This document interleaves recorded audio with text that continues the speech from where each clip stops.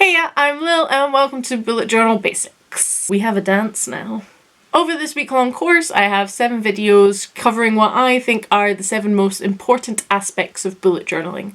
I've been journaling for over 4 years now. I have a whole business over the last year that's focused around bullet journaling. My aim is to help you do the journal thing so that you can do more of the brain thing. I need to work on my elevator pitch. So you can find the Facebook group on Facebook, it's linked below. You can also find me on Instagram at Bujo Cult, and my Etsy shop's linked down there as well. All of the YouTubey things too. Subscribing and liking and commenting. I don't know what else people are meant to do on YouTube. So yeah, it's quite clear that I am rubbish at intros, so we're going to do the thing now.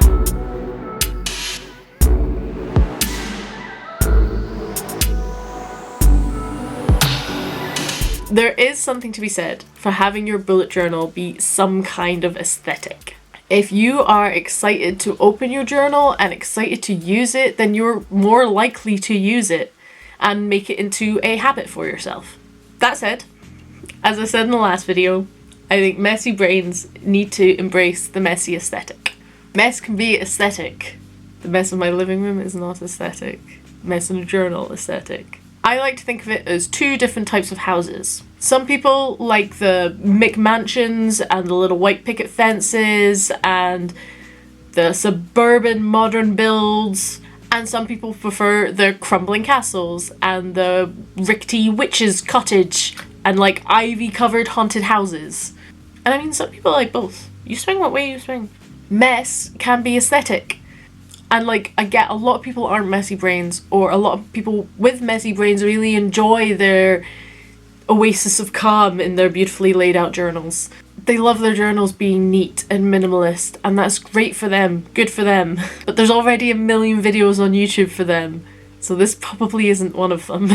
Almost every plan with me out there on YouTube is some beautifully perfect, neat little layout, and they write their neat little tasks in their neat little boxes. So this video is for the aesthetically messy journalers. We're gonna keep it functional. You can't scribble all over a page in Sharpie and expect to still be able to see your tasks.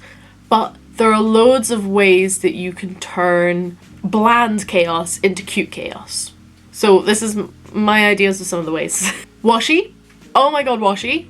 You can stick washi anywhere and it just instantly looks cute. I feel like I need to insert some little available on my Etsy now kind of comment silliness, but I haven't reordered it, so. I mean, if you're watching this in the future, then it might be available in my Etsy now. Right now it's not though. That's next week's problem. Actually, I'm gonna write that in for next week. Right, Tuesday is gonna be design washi day. So yeah. Washi. At some point I'm going to do a video going through like my washi collection from different artists on Etsy and stuff like that, and if you can afford it, I really recommend checking out washi that's been designed by artists on Etsy and all this kind of stuff. It's not massively expensive, but if you are on a budget, in the UK, Home Bargains, pound stores, the works, they all have washi. It's all dirt cheap. At the end of a week of like taking notes and stuff like that, if I flick over and there's any pages that look just kind of bland, anywhere there's a space, I'll just put some washi and it makes it feel cuter. I feel like it makes it look more journally. Is that a word? It is now. Stickers! You know how I feel about stickers. It's actually a problem how I feel about stickers. A flick through the sticker collection. It's totally gonna be another video at some point. Actually, I should be writing that down as well. That would be a really good one to do once I've got my new washi in. I'll do that. I'll do like, here's my new washi, and here's all of the other washi you should totally be buying at the same time because they're amazing people. And what's the other one? Oh, sticker collection. That will be an 8-part, 4-hour series. I forgot to put my nails on! For both of these videos I was gonna have pretty nails and I don't! So I know I'm an artist, that's like my literal job now, but I cannot be bothered spending hours and hours drawing beautiful designs all over journal pages. My journal is there to help me work more effectively, not for me to spend hours setting it up. Like, if you're wanting to draw or paint or anything like that in your journal, then please do. It's an amazing creative outlet. And sometimes, like, that mindfulness that kind of comes from just sitting and beautifully drawing or laying out some lovely spread or something can be fantastic. Doesn't mean you need to then use it in the future. If it was helpful for that moment, it was helpful for that moment. You can then make a messy one as well. I tried having the aesthetic journal. I tried it for so long. I really wanted it to work for me. And in the end, it just hurt me. Who keeps messaging? Jesus. Oh, hey. So now I'm like, screw it. Stickers, bitches. There we go. Again, Etsy is an amazing place for journaling and planning stickers. Anything you can think of is probably out there. Anytime you buy from small businesses on Etsy, they are doing little happy dances inside. You're brightening their day and you are not feeding money into the Amazon maw. If you do find a hole in the market, please let me know and I will fill that hole. I'll fill your hole. But again, you can find things really cheap on Amazon and cheap shops and stuff like that if that is your budget. Coloured pens! A wee pack of coloured fine liners can be a great tool for brightening up your journal. Tombow pens are gorgeous and beautiful and brilliant, but they're a bit pricier. There's 7 days in a week and 7 colours in a rainbow, I'm just saying.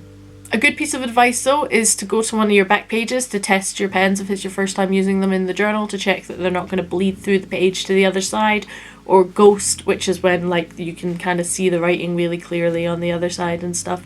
Sometimes that's people's aesthetics though, as I found out recently. I was like, oh cool, actually that does sound quite nice now I think about it.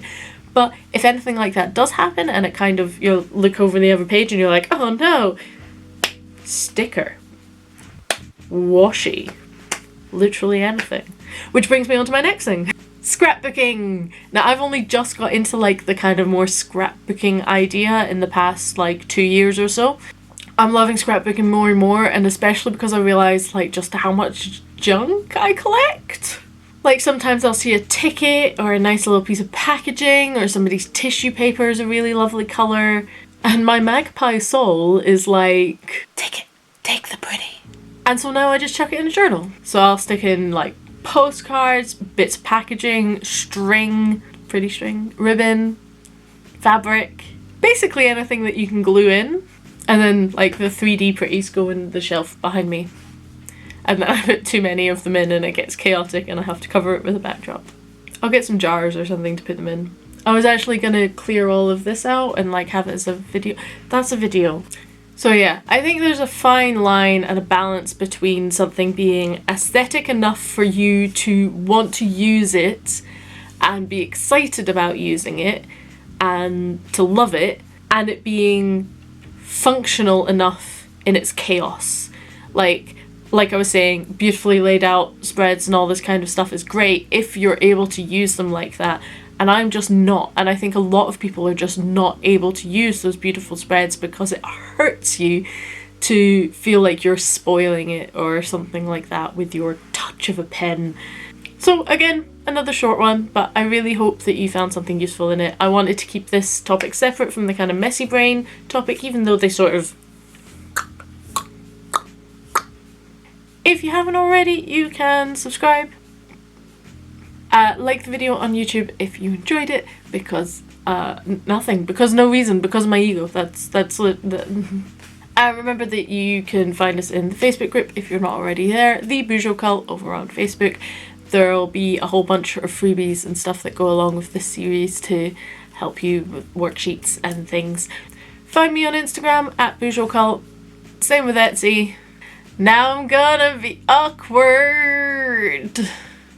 I'm bad at intros and I'm bad at outros, so I'm gonna go now.